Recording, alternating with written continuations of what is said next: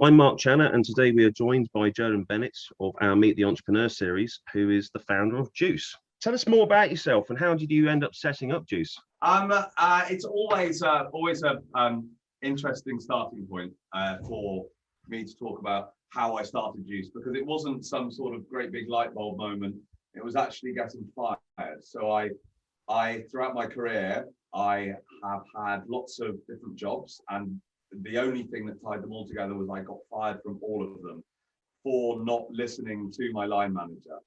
And in hindsight, I was probably the worst person that you could ever wish to employ. I always had ideas above my station. I always thought I knew best, and I would never listen to my manager. So I'd just go and do my own thing. And invariably, it meant that I got fired. And the last time I got fired was in December 2012, just before Christmas, and which I thought was a little bit mean. And so that was the last time. And at that point, I realized that I was going to continue to get fired. It was going to be something that was going to continue happening. And the only way I could possibly not get fired is if I owned the business. So that was the catalyst for me forming Juice.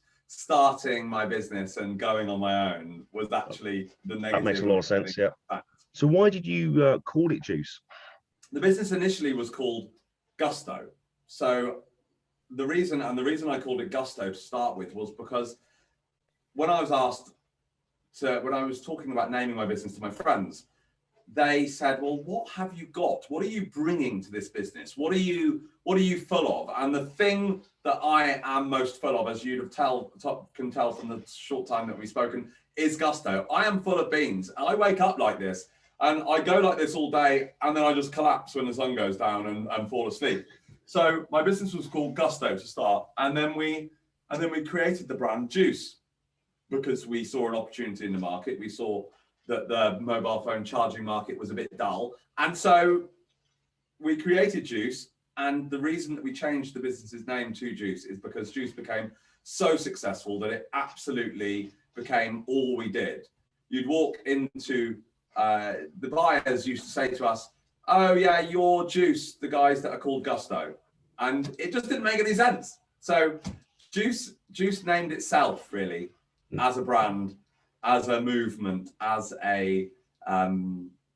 an expression, which Juice is. It took over the whole business and renamed it. So how much capital did you have to put in to start the business originally?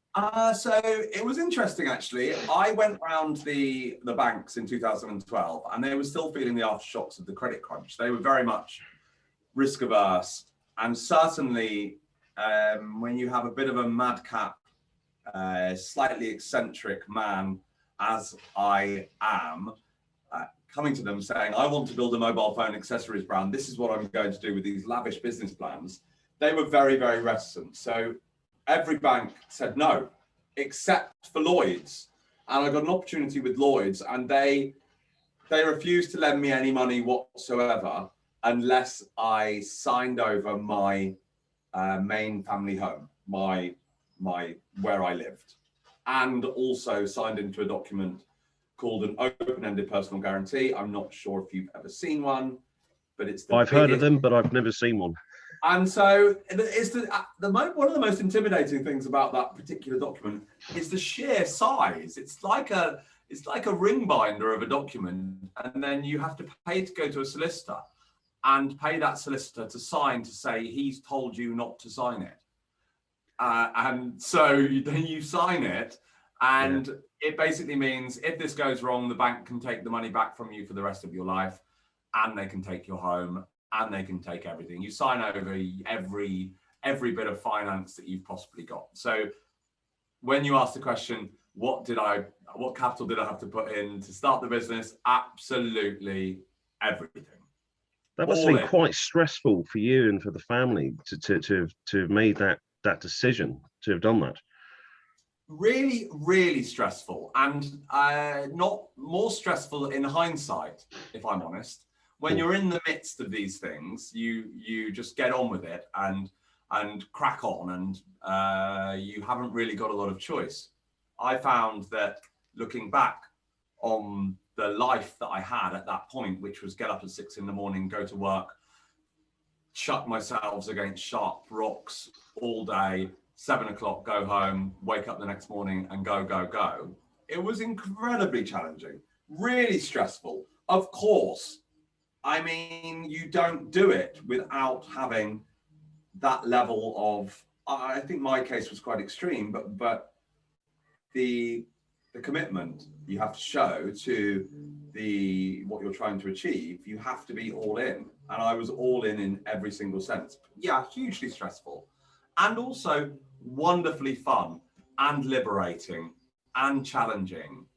I mean, when do you get the chance to put everything on the line and back yourself that hard? It's a privilege in so many ways to be able to have that opportunity. And I hope one day, strangely, somewhere in the back of my mind, I hope one day that I get to sign an open-ended personal guarantee again. Is it something you would recommend to young entrepreneurs or any budding entrepreneur? Absolutely not. No. The way I started my business was very, very stressful, very, very hard, hugely rewarding and hugely challenging in equal measure.